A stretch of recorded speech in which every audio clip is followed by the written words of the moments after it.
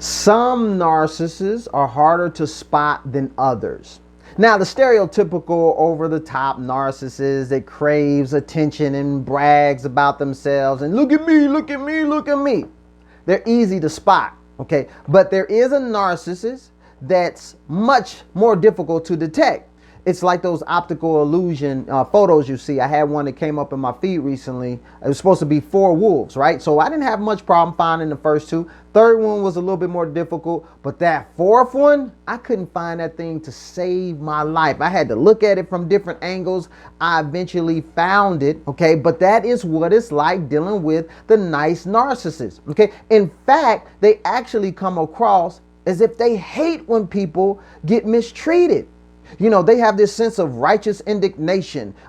They appear to take up the charge to defend the less fortunate. All right. And they make you feel like they will protect you at all costs. They will lay down their life for yours.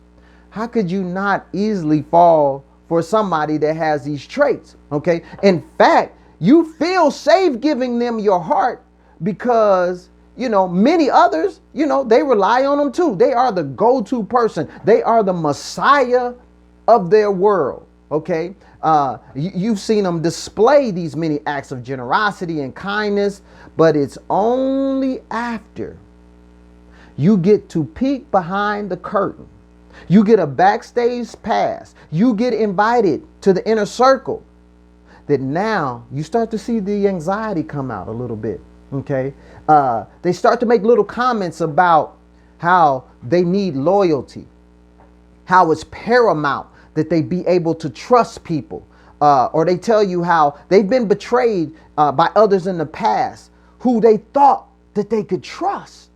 And when you hear this, this automatically makes you feel like you want to have a sense of allegiance, especially if you're an empath and you know yourself how it feels to be betrayed. Okay, because you're like, I never want to make someone, feel like I don't care about them. I know what that feels like. And so that's when you make a contract in your heart to say, I will do whatever I have to do to make sure this person feels safe with me. This person, knows that I am loyal.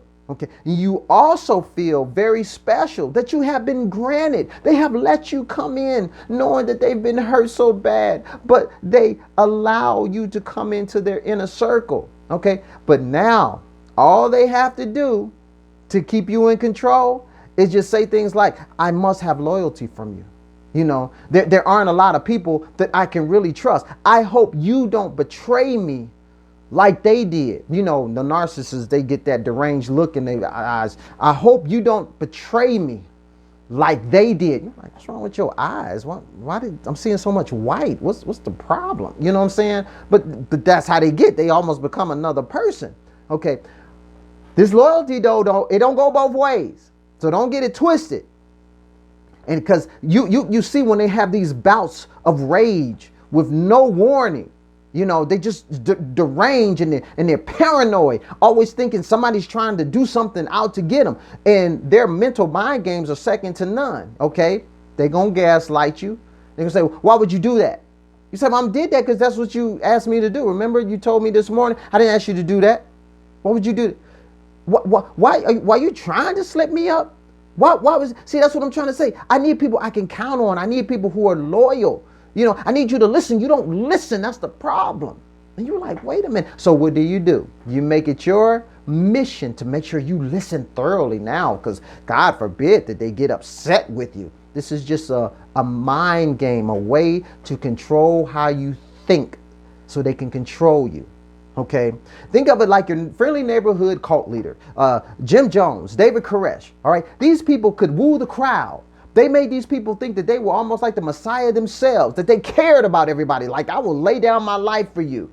But the end, okay, the true colors really came out. Scripture says that Satan himself will present himself as an angel of light, and even those who are influenced by him will do the same. But it also says their end will correspond to their deeds. What in the world does that mean? That means that they're going to get what's coming to them. Okay.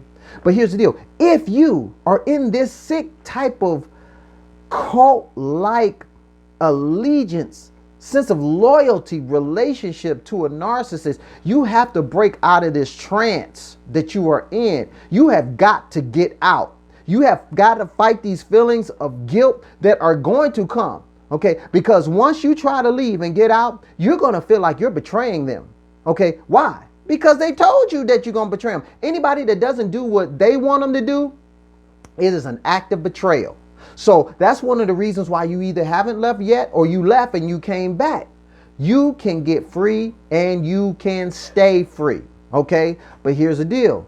If you're struggling with this and you are stuck, you know what to do. Go to my website, ChristopherReed.org. Schedule your free 30-minute consultation so I can tell you how coaching can help you get out of this cult-like trance that you find yourself in. All right? I'm out of here. Peace.